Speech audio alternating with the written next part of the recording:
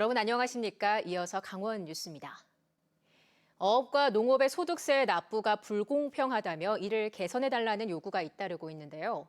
최근 청와대 청원에 관련 내용이 올라오고 관계 기관들이 건의하고 있는데 현실화에 어려운 점이 많습니다. 이훈 기자가 보도합니다. 최근 청와대 국민청원 게시판에 올라온 글입니다.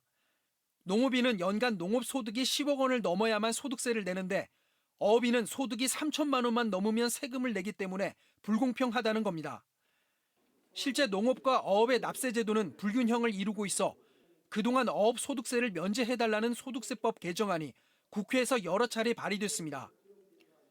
그러나 번번이 법률안은 폐기됐고 최근 이 문제가 다시 불거지자 수협 차원에서 개선을 요구하고 있습니다.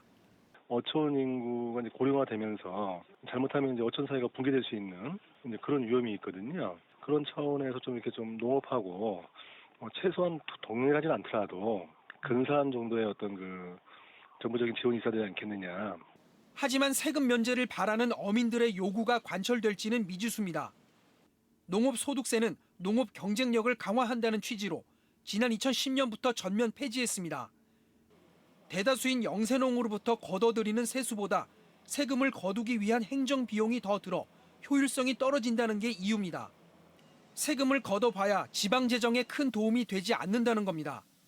반면 어민들의 소득은 농민들보다 높아 세금 면제 확대에 신중한 검토가 필요하다는 지적이 나오고 있습니다.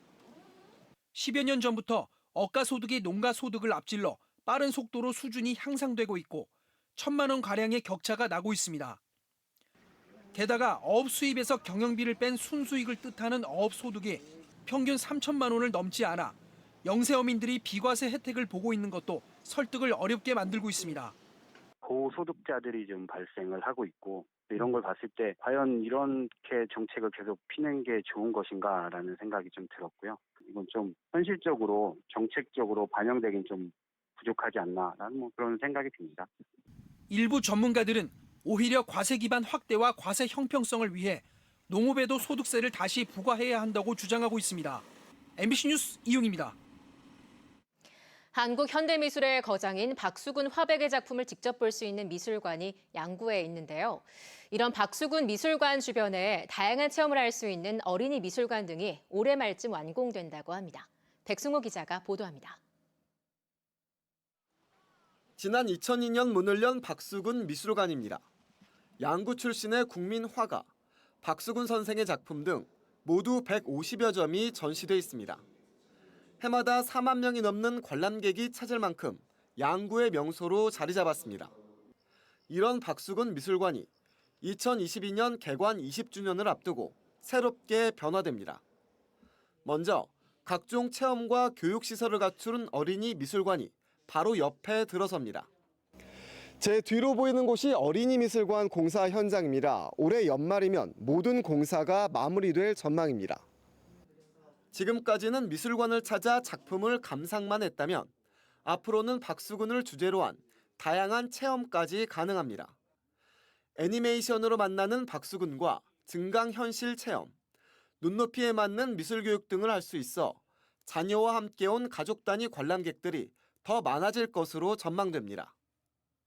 관람 이용객층이 확장이 될 테고 그들을 위한 그 인터랙티브 전시가 상설되기 때문에 보다 관람 호응도도 좋고 만족도도 높을 거라고 기대됩니다. 야외 아트 놀이터가 조성되고 주민과 관람객들이 함께 어우러지는 퍼블릭 전시관도 생깁니다. 모두 81억 원이 투입되는 적지 않은 규모의 사업입니다. 양구군은 모든 공사가 순조롭게 진행되고 있다며 올해 말부터 박수근 미술 체험마을을 본격 운영할 계획입니다. MBC 뉴스 백수호입니다. 추석 연휴 셋째 날인 오늘 도내 고속도로에서도 극심한 지정체가 빚어졌습니다.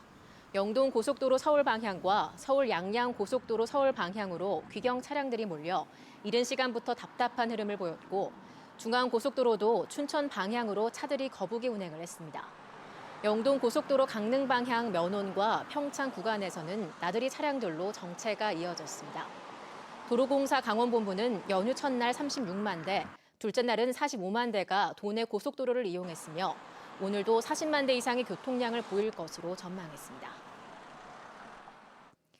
추석 연휴 기간 동안 영동 지역에서 인명사고가 잇따라 발생했습니다. 오늘 새벽 2시 50분쯤 태백시 리조트 4층 객실에서 50대 여성 투숙객 A씨가 2층 테라스로 추락해 병원에서 치료를 받고 있습니다. 고성에서는 지난 12일 버섯을 따러 산에 올라갔다 실종된 60대 조모 씨가 어제 오후 고성군 간성읍 장제터 인근에서 숨진 채 발견됐습니다. 카카오톡 등 SNS 메신저로 돈을 뜯어내는 돈의 메신저 피싱 피해가 1년 사이 4배 가까이 급증했습니다. 강원지방경찰청에 따르면 올해 상반기 돈의 메신저 피싱 피해 건수는 114건으로 1년 전 32건보다 3.5배 늘었습니다. 피해 금액은 1,000만 원에서 1년 사이 3억 4천만 원으로 34배나 증가했습니다. 경찰은 범죄 조직이 타인 개인정보로 메신저 계정을 만들고 가족이나 친구인 척 돈을 요구하고 있다며 주의해달라고 당부했습니다. 평창군이 동계올림픽 유산 사업에 명확한 지원 근거를 마련하기 위해 관련 조례 제정을 추진합니다.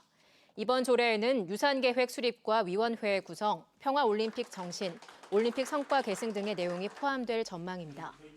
평창군은 규제 심사와 영향 분석 평가 등의 절차를 거쳐 조례를 완성하고 의회에 심의를 요청할 계획입니다. 양양경찰서 설치를 위한 기본 설계비 3억 원이 2020년 정부 예산안에 원안대로 채택돼 양양군의 오랜 수건 사업이 물꼬를 텄습니다.